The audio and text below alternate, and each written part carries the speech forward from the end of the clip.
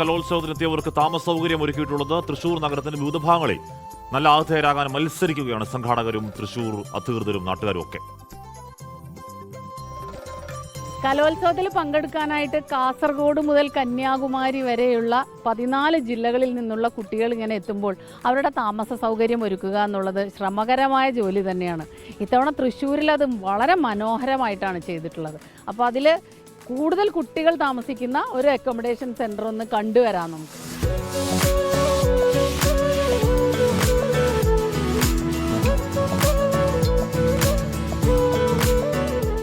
കലോത്സവത്തിനെത്തിയവർക്ക് മെച്ചപ്പെട്ട സൗകര്യമൊരുക്കുന്നതിൽ പ്രത്യേക ശ്രദ്ധ പുലർത്തുന്ന സംഘാടകർ വൃത്തിയുള്ള പരിസരവും സ്നേഹത്തോടെയുള്ള പരിചരണവും കണ്ട് അതിഥികൾക്കും വലിയ സന്തോഷം. നല്ല ബെഡുണ്ട്, അതുപോലെ നല്ല ടോയ്ലറ്റ് ഉണ്ട്.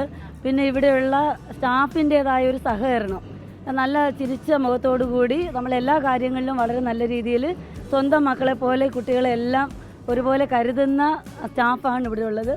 എല്ലാവർക്കും ബെഡ്, അതുപോലെ തന്നെ സോപ്പ്, ബക്കറ്റ് എല്ലാം പുതിയതായിരുന്നു. ഷീറ്റ്, പില്ലോ എല്ലാം തന്ന് ഞങ്ങൾ ഇത്രയും സ്വാഗതം ചെയ്ത ഒരു വെന്യൂ എന്ന് പറയുന്നത് വേറെ ഒരിടത്തും ഉണ്ടായിരുന്നില്ല. അത് എടുത്തു പറയത്തക്ക കാര്യമാണ്. പോയ വർഷങ്ങളെക്കാൾ മികച്ചതാണ് ഇത്തവണത്തെ താമസ സംവിധാനങ്ങളെല്ലാം എന്ന് കുട്ടികൾ ഒരേ സ്വരത്തിൽ പറയുന്നു. ഒരു പരാതിക്കുമിടയില്ലാതെ കുട്ടികൾക്കും അധ്യാപകർക്കും സൗകര്യങ്ങൾ ഒരുക്കാൻ മത്സരിക്കുന്ന സ്കൂൾ അധികൃതരും. ഈ ഒരു അവസരം ഞങ്ങൾക്ക് കിട്ടിയത് വളരെ അഭിമാനമുണ്ട്. അതും തിരുവനന്തപുരം ജില്ലയിലെ ഒരു 130 കുട്ടികൾ അവിടെ ഉണ്ട്. അവർക്ക് എല്ലാവിധ സൗകര്യങ്ങളും ചെയ്തു കൊടുക്കാൻ പറ്റിയതിൽ വലിയ സന്തോഷം. പിന്നെ നല്ല കട്ട സപ്പോർട്ട്. തൃശ്ശൂരിലെത്തിയാൽ ഈ താമസ സൗകര്യങ്ങൾ കണ്ടുപിടിക്കുന്നതിനുമുണ്ട് എളുപ്പവഴി. വിവിധ ജില്ലകളിൽ നിന്ന് വരുന്ന കുട്ടികൾക്ക് പെട്ടെന്ന് തന്നെ ഈ അക്കോമഡേഷൻ കേന്ദ്രങ്ങൾ മനസ്സിലാക്കാനും അതിൻ്റെ ചുറ്റുപാടുകൾ തിരിച്ചറിയാനും അതുപോലെ തന്നെ അവിടെയുള്ള സൗകര്യങ്ങളെ പെട്ടെന്ന് കണ്ടെത്തുന്നതിനും അവരെ കമ്മ്യൂണിക്കേറ്റ് ചെയ്യുന്നതിനും വേണ്ടിയിട്ട് ഞങ്ങൾ PDF സംവിധാനത്തിലൂടെ ഒരു ലൊക്കേഷൻ ലിങ്ക് ചെയ്തിട്ടുള്ള ഒരു ഡിജിറ്റൽ നോട്ടീസ് ഞങ്ങൾ തയ്യാറാക്കിയിട്ടുണ്ട്. വിശ്രമവും താമസവും മാത്രമല്ല, മത്സരത്തിന് അവസാനവട്ട തയ്യാറെടുപ്പുകളും ഇവിടെ തന്നെ.